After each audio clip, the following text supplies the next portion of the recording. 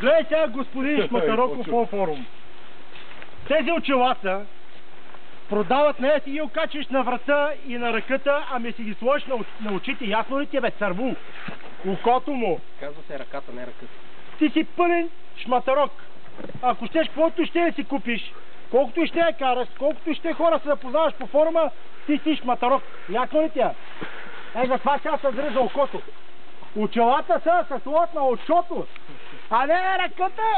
И се едно, че си ми някаква бабичка отива на бустана. Ясно ли ти е? Цървул такъв. Или на врата, на очите. На мен, що ли ми прави в очото? Аматьори такива не са аматьори. Карам аз. Карам.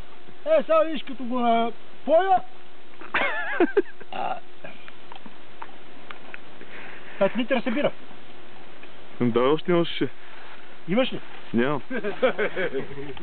Там зогър. Така съм ви казал. Няма го слушати това. Съберете се губийте. Ще ви три и той обявите. Охлю. Тия къв се правиш, Тия долата удара с компютъра в главата, а? Хората си пускат обявите това, като нека майка Тереза. Къв се правиш тия? Безработния. Иначе като работиш на тази газ станция и сега си бъркаш носа. Аматьорска, дай с тия година. Сървулко.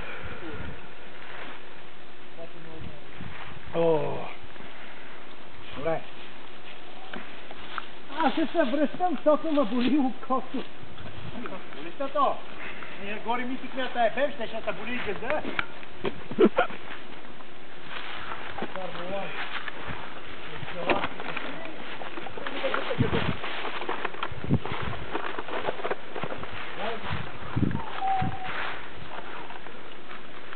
Ние не ме гасни за да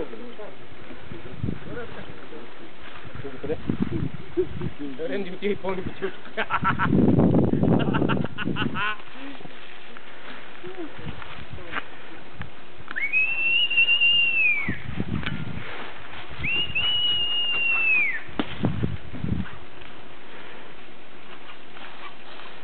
Рано бе, 1 часа бе.